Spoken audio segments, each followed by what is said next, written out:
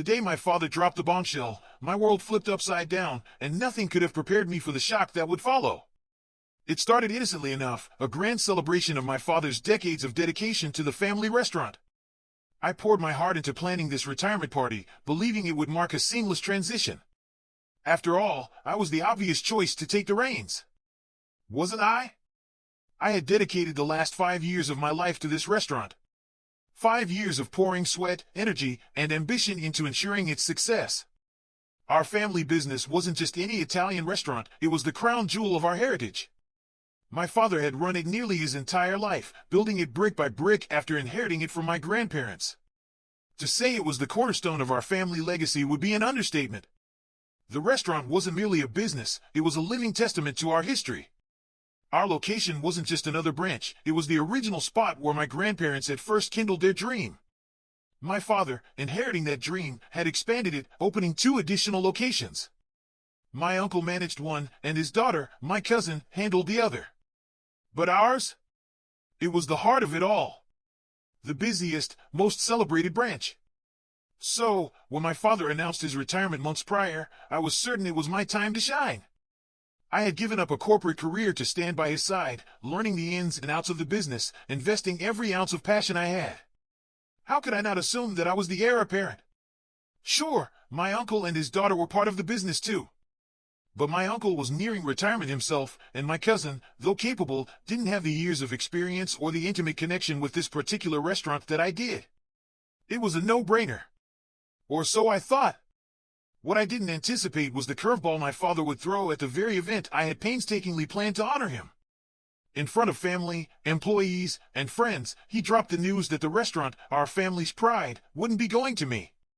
No, it was going to my younger brother. My younger brother, Derek. Derek, who had barely lifted a finger in his life.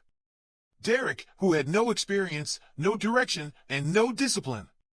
Derek, who had been fired from 5 jobs in as many years because of his unbearable attitude. Derek, who spent the past 2 years doing nothing but leeching off our parents without a shred of guilt. I was furious. And I wasn't alone. My older brother Charles, a successful surgeon, had long been vocal about Derek's entitlement. We both saw through his inflated ego and undeserved arrogance. Yet my parents coddled him endlessly, making excuses for his failures and refusing to hold him accountable. They claimed he needed positive encouragement. What about the rest of us? While Charles and I had to prove ourselves, Derek got handed everything. But even so, I never imagined my father would go so far as to entrust him with something so monumental, our restaurant. That night, I couldn't help but replay every conversation I'd had with my father in recent months. Hadn't he hinted at me taking over? Hadn't he asked for my thoughts on the future of the business? I had interpreted those moments as validation, as quiet assurances that the torch would pass to me. But now? It seemed I had been blind. I had trusted my father to make the logical, fair decision. I had trusted him to recognize my hard work and dedication. And instead, he had shattered everything I thought I knew.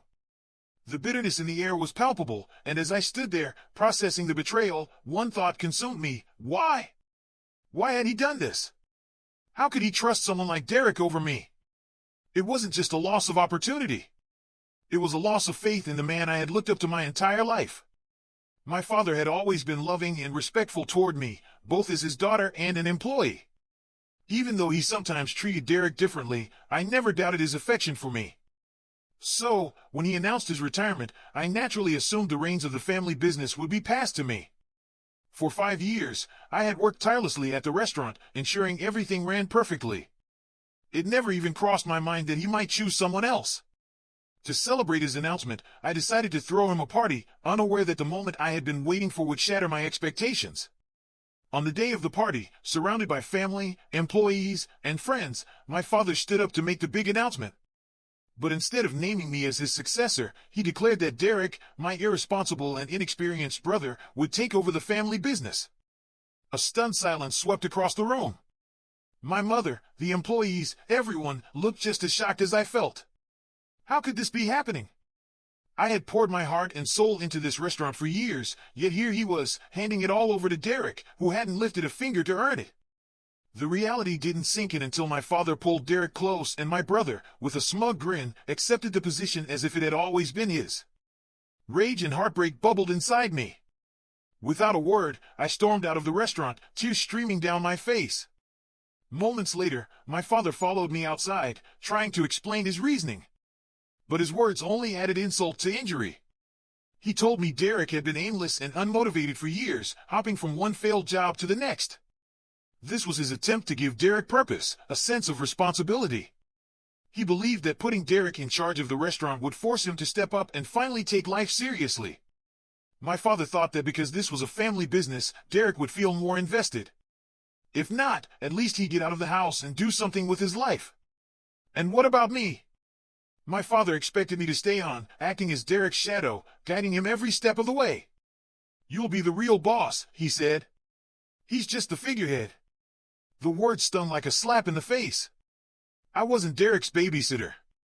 I had worked hard to earn that position, only to have it handed to someone completely unqualified. Furious, I gave my father an ultimatum: either give me the role I deserved, or lose me forever.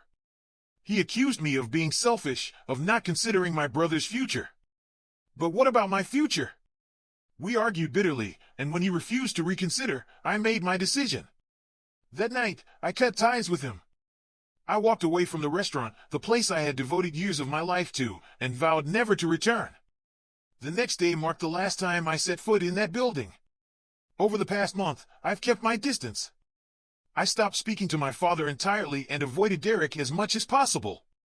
My mother and a close family friend, Charles, stayed in touch, but they knew better than to bring up the restaurant.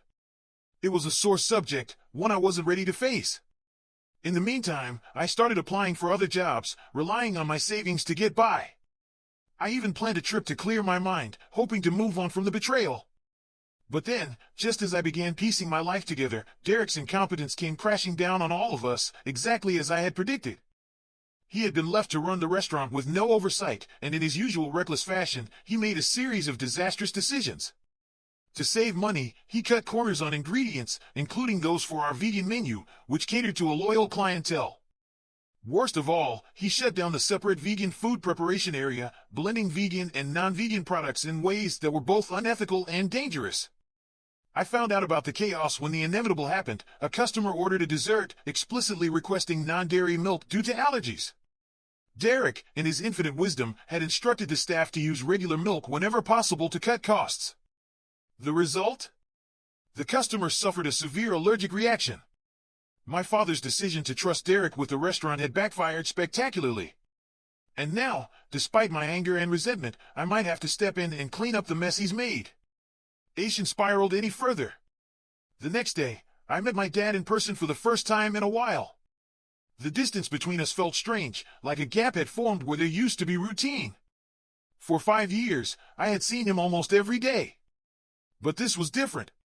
We weren't the same anymore. The tension between us hadn't disappeared, but it was tempered by the urgency of the situation.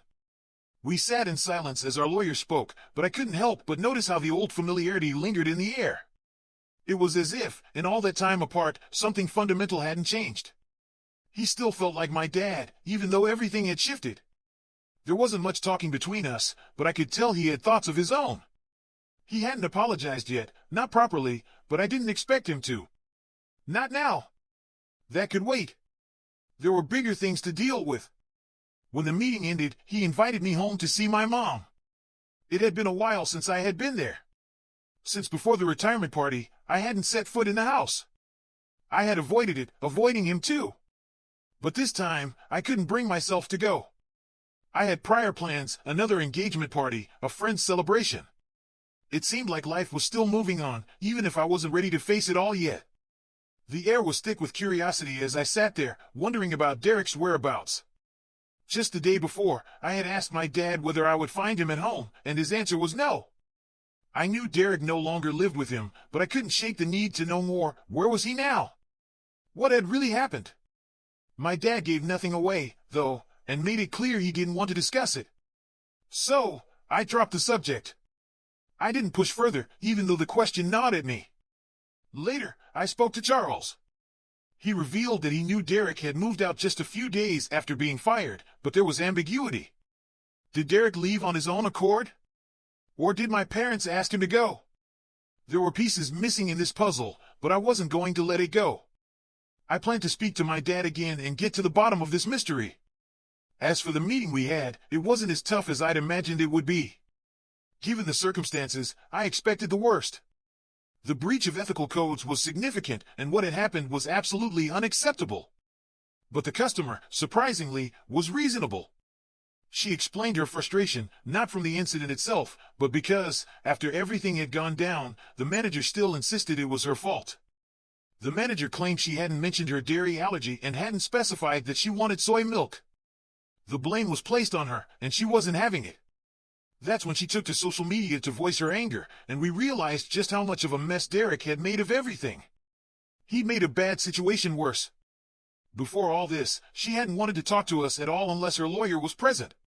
Her social media posts hinted at what happened, but she didn't go into much detail. Why? Because Derek had reached out, telling her she needed to take the post down and threatening to sue her for defamation. It was a mess of contradictions. She was scared, and rightfully so. We still didn't have the full picture. The waiter who had taken her order was clearly trying to protect himself, and I didn't blame him. People like him depend on their jobs. They will cover up for their bosses if it means keeping their paycheck. Then there was the new guy Derek had hired. He wasn't about to go against Derek. He stuck to the story that he didn't know anything about soy milk or alternatives. It was easier to pin the blame on the customer and defend the manager, hoping to avoid trouble. All this for what? Maybe to avoid any financial fallout. We tried to set things right. We assured the customer that the person responsible had been fired and that we were now handling things ourselves. We promised her that this wouldn't happen again, and we worked out a settlement. Thank God. She agreed to remove the posts and let the matter go. Sure, we took a financial hit, but at least Derek's mess had been cleaned up. For the first time in a while, my dad and I could breathe a sigh of relief. It's been a month since I returned to the restaurant, and honestly, I've never been happier. It took a while to realize just how much I'd missed this place. I had been miserable when I wasn't here. I've had my disagreements with my dad in the past, but there's something about this place. I love it. I want to take it to new heights, and I'm determined to do so. As for my father, we're slowly working things out. We've made a lot of progress. We've been talking more, and we've decided as a family that we need to spend more time together. It's been a few weeks since I spoke to my dad, and he apologized for how he and my mother had treated me and Charles. They admitted that they had always known Derek wasn't as strong as the rest of us, but they tried to build him up, to make him feel less inferior. Unfortunately, in doing so, they boosted his ego to an uncontrollable level.